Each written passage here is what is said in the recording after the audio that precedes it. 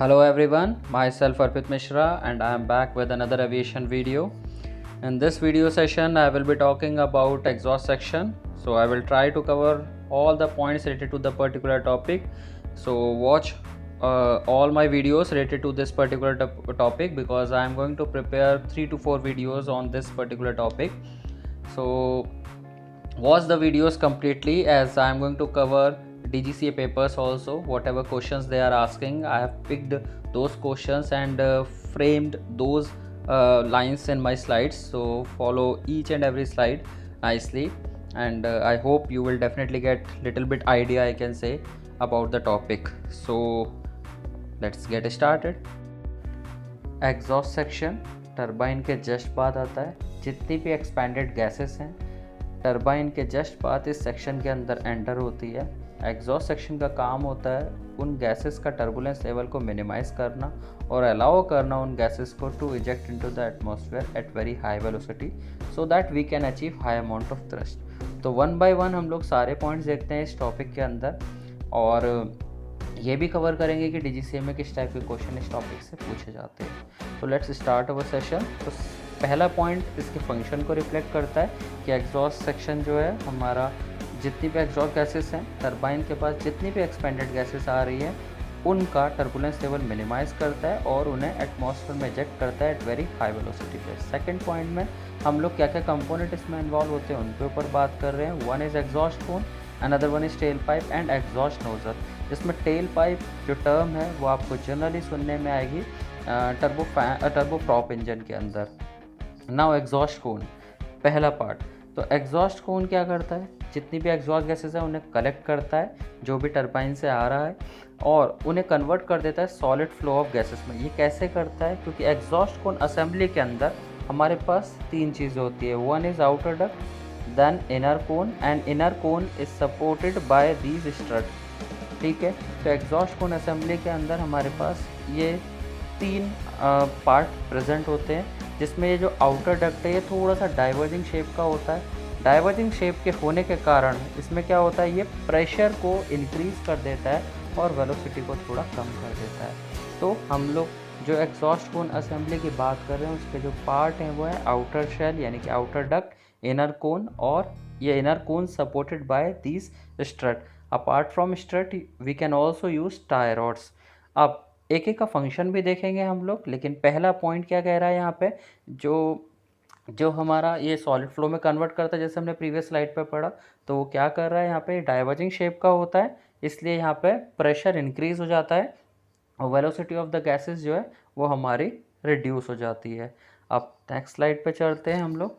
तो जो outer duct है ये जनरली इसका मटेरियल क्या है, स्टेनलेस स्टील की ये बनी होती है और ये अटैच कहाँ होती है, rear flange of the turbine case. आपको ये पॉइंट याद रखना है. स्टेनलेस स्टील का ये बना होता है आउटर डक्ट और ये अटैच होता है टरबाइन केस के रियर फ्लैंज पे. This element collect the exhaust gases and deliver them directly to the exhaust nozzle. तो ये क्या करता है, आउटर डक्ट ही सारा जो एग्जॉस्ट गैसेस है उन्हें कलेक्ट करता है और एग्जॉस्ट नोजल में ये डायरेक्टली उसे भेज देता है, डिलीवर कर देता है उन गैसेस को. इसी डक्ट में हमारे पास इंसर्शन होल्स होते हैं जिसमें हम लोग टाई रॉड्स को लगा सकें और यहाँ पे ही हम लोग थर्मोकपल्स को भी रखते हैं जो कि टेम्परेचर सेंस करके कॉकपिट में इंडिकेशन देते हैं. तो इस स्लाइड पे हमने बात करी कि आउटर डक्ट का मटेरियल क्या होगा. आउटर डक्ट का मटेरियल होगा स्टेनलेस स्टील और आउटर डक्ट कहाँ पे अटैच होगी, जस्ट टरबाइन केस के रियर फ्लैंज पे, rear flange of the turbine case पे ये आउटर डक्ट हमारी कनेक्ट होगी. इसका काम क्या है, ये एग्जॉस्ट गैसेस को कलेक्ट करता है और डायरेक्टली एग्जॉस्ट नोजल को डिलीवर कर देता है. इसी डक्ट में हमारे पास टाई रॉड्स के लिए भी होल्स होंगे और थर्मोकपल को लोकेट करने की भी जगह इसी डक्ट में होगी. देन इन सम केसेस जहाँ पे हम लोग ये टाई रॉड्स का इस्तेमाल नहीं कर रहे हैं सपोर्ट करने के लिए इनर कोन पे, वहाँ पे क्या होगा, जो हमारे स्ट्रट हैं उन्हें स्पॉट वेल्ड कर दिया जाता है टू सपोर्ट. जो हमारी इनर कोन है उसको सपोर्ट करने के लिए हम लोग क्या करते हैं, इन जो स्ट्रट यूज़ कर रहे हैं उन्हें स्पॉट वेल्ड कर दिया जाता है. देन हाँ, radial strut actually have twofold function. जो स्ट्रट्स हैं उनके दो फंक्शन है। पहला तो इनर कोन को सपोर्ट करना, वो हमने देख लिया। दूसरा उनका फंक्शन होता है जितनी भी एग्जॉस्ट गैसेस आ रही है टरबाइन से उन्हें स्ट्रेट करने के लिए। स्ट्रेट मतलब उन्हें स्मूथ बनाने का काम करते हैं, क्योंकि जितना भी टरबाइन से प्रोडक्ट आ रहा है वो कहीं ना कहीं टर्बुलेंट बिहेवियर का होगा, क्योंकि वो एक्सपैंडेड गैसेस हैं। ठीक है, तो उन्हें उनका जो स्वर्लिंग मोशन है उसको स्ट्रेट करने के लिए हम लोग इस स्ट्रट का इस्तेमाल करते हैं। तो स्ट्रट के दो फंक्शन है, ये आपको याद रखना है यहाँ पे। पहला इनर कोन को सपोर्ट करना और दूसरा गैसेस को स्ट्रेट करना। अदरवाइज अगर ये स्ट्रट नहीं होंगे वहाँ पे तो आपका क्या होगा, यहाँ पे 45 डिग्री पे फ्लो हमारा बाहर की तरफ निकलेगा। और जो इनर कोन लगी हुई है उसका भी काम क्या है, वो स्ट्रीमलाइन पैटर्न बनाता है। फ्लो का स्ट्रीमलाइन पैटर्न बनाने के लिए हम लोग इस इनर कोन को यूज़ करते हैं। तो इसीलिए यहाँ पे लिखा है इसका थर्ड पॉइंट, जो centrally located inner cone fits rather closely against the rear face of the turbine disk, preventing turbulence of the gases as they leave the turbine wheel। तो prevent turbulence मतलब उनका turbulence level को minimize करके उन्हें smooth pattern provide करता है, यानी कि स्ट्रीमलाइन फ्लो और you can say laminar flow. तो आपको इन शॉर्ट ये याद रखना है, इनर कोन स्ट्रीमलाइन फ्लो बनाने में हेल्प करता है। फ्लो जितना भी एग्जॉस्ट गैसेस रिलीव कर रही हैं हमारे इंजन को इनटू द एटमॉस्फेयर, वो उन्हें स्ट्रीमलाइन बनाने में सपोर्ट करता है। और इस स्लाइड पे हमने देखा कि स्ट्रट के दो फंक्शन है, पहला इनर कोन को सपोर्ट करना और दूसरा फ्लो को स्ट्रेट बनाना। अदरवाइज फ्लो 45 डिग्री पे इजेक्ट होगा। उसके बाद इनर कोन का फंक्शन है फ्लो को स्ट्रीमलाइन बना के रखना। Now cone is support by radial strut, we have discussed already. In some configuration, a small hole is located at the exit tip of a cone। जो इनर कोन है उसके tip पे, and point पे, let me show you the diagram. तो यहाँ पे बोलना चाह रहा है ये इधर, यहाँ पे कहीं पे एक टिप पे होल होगा। तो इसका फ़ायदा क्या होगा, लेट्स सी। ओके, हाँ, सो उस पॉइंट पे जहाँ मैंने आपको दिखाया कि उस पॉइंट पे अगर वहाँ पे छोटा सा होल होगा तो क्या होगा, हम एक प्रेशर डिफरेंस क्रिएट कर पाएंगे। तो ये कूलिंग का काम करता है। अगर हमने टिप ऑफ द कोन पे एक छोटा सा होल क्रिएट कर लिया, क्योंकि टरबाइन का क्या काम है, गैसेस को एक्सपैंड करना। एक्सपैंड करना मतलब वेलोसिटी थोड़ी हाई हो जाएगी टरबाइन के बाद, टरबाइन कंपोनेंट के बाद जो गैसेस हैं वहाँ पे क्या होगा, उन एग्जॉस्ट गैसेस की वेलोसिटी थोड़ी हाई हो जाएगी, प्रेशर ड्रॉप हो जाएगा। तो उधर हो गया, यानी कि टरबाइन के जस्ट एग्जिट पे आपके पास हो गया low pressure flow. Whereas हम आउटसाइड एटमॉस्फेयर में देखें तो हमारे पास एक एम्बिएंट एयर यानी कि कहीं ना कहीं हाई प्रेशर है। तो यहाँ क्या होगा, हमारे फ्लो की टेंडेंसी होती है हाई से लो की तरफ फ्लो करना। तो हमने अगर उस एग्जॉस्ट कोन पे यानी कि टेल कोन के टिप पे अगर हमने होल बना दिया तो क्या होगा, उस होल के थ्रू एटमॉस्फेरिक एयर यानी कि आउटसाइड एयर अंदर एंटर होने की कोशिश करेगी और अंदर होगी because of high to low जाने के लिए। तो वहाँ से उस होल से ये कूल एयर अंदर जाएगी और टरबाइन के डिस्क को थोड़ा सा ठंडा करने का काम करती है। तो पॉइंट पढ़िए, this hole allow cooling air to be circulated from the aft end of the cone where the pressure of the gases is relatively high into the interior of the cone and consequently against the face of the turbine wheel। तो बाहर की हवा थोड़ी अंदर आ जाती है और turbine wheel को थोड़ा सा कूल डाउन कर दिया। The flow of air is positive since the air pressure at the turbine wheel is relatively low due to the rotation of the wheel, thus air circulation is assured.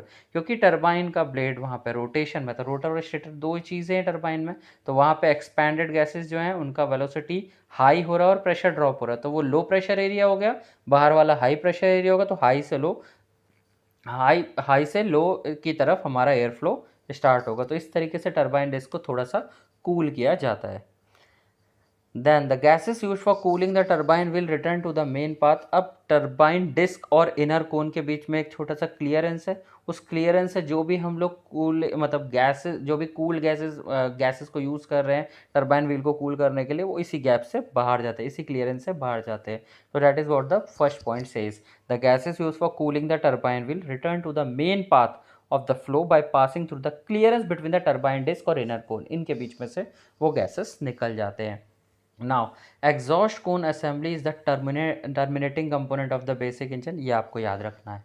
जो exhaust cone assembly है यानी कि कोन की बात कर रहा है, ये कोन असेंबली जो है वो हमारी टर्मिनेटिंग मतलब उसे रिमूव किया जा सकता है, वेयर एज जो एग्जॉस्ट नोजल है वो एयर फ्रेम का कंपोनेंट माना जाता है। आपको ये दोनों पॉइंट याद रखने हैं। आपका एग्जॉस्ट नोजल है वो आपका एयर फ्रेम का कंपोनेंट है, whereas exhaust cone assembly हमारा terminating component of the basic engine बोला जाता है। Then the tailpipe is usually constructed so that it is semi flexible। tailpipe जो है वो इस तरीके से बनाया जाता है कि वो semi flexible हो। इसी tailpipe में कुछ tailpipes के अंदर हम लोग bellows अरेंजमेंट रखते हैं। bellows का काम ये है कि एक तो इंस्टॉलेशन के टाइम पे मूवमेंट दे, मेंटेनेंस में थोड़ा मूवमेंट हो और थर्मल एक्सपेंशन के लिए भी अलाउ करे।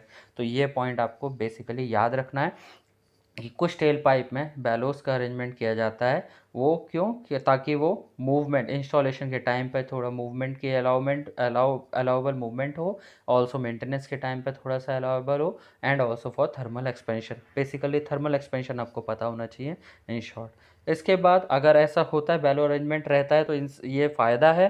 तो इससे क्या होगा, ऑल्सो हम लोग एलिमिनेट कर पाएंगे स्ट्रेस और वार्पिंग में। स्ट्रेस और वार्पिंग भी मिनिमाइज होती हैं अगर हम बैलोज अरेंजमेंट प्रोवाइड करते हैं तो। ठीक है। Then the heat radiation from the exhaust cone and the tail pipe could damage the air frame component surrounding these in. Since ये प्रोडक्ट इज टू हॉट तो यह क्या कर सकता हो सकता है हमारा एयर फ्रेम कंपोनेंट डैमेज हो जाए इस हाई हीट से। तो इसके लिए हम क्या करेंगे, इंसुलेशन प्रोवाइड करके रखते हैं। तो for this reason some means of insulation had to be devised. तो यहाँ पे देख सकते हैं आप इंसुलेशन ब्लैंकेट यहाँ पे दिखा रखा है। So now there are several suitable method of protecting the fuselage structure, two of the insulation blanket and shroud। दोनों ही हम इस्तेमाल कर सकते हैं। तो इंसुलेशन ब्लैंकेट क्या है, एल्युमिनियम फॉइल और जो कि कुछ फाइबर ग्लासेस से सेपरेटेड होते हैं, मतलब कुछ हम लोग इन्वॉल्व करके एक इंसुलेशन ब्लैंकेट बना रहे हैं। तो उसमें एल्युमिनियम फॉइल और फाइबर ग्लास का यूज़ किया जा रहा है, वो हम लोग यूज़ करते हैं। इसका लोकेशन आपको याद रखना है, थ्रस्ट रिवर्सा जो काउल है उसके अंदर ये रहता है इंसुलेशन ब्लैंकेट। ये आप देख लीजिए डायग्राम में आपको दिख रहा है। although these blanket protect the fuselage from heat radiation, ये फ्यूजलेज को यानी कि एयरफ्रेम को तो प्रोटेक्ट कर ही रहे हैं, लेकिन इनका प्राइमरी फंक्शन क्या है, reduce heat losses from the exhaust system. ये पॉइंट आपको याद रखना पेपर पॉइंट ऑफ व्यू से। मतलब प्राइमरी फंक्शन जो होगा इस ब्लैंकेट का, इंसुलेशन ब्लैंकेट का, वो होगा जो हीट लॉस है उसे प्रिवेंट करना। अब हीट लॉस प्रिवेंट करने से फ़ायदा क्या है, हीट लॉस जितना कम उतना हमारा इंजन का परफॉर्मेंस अच्छा।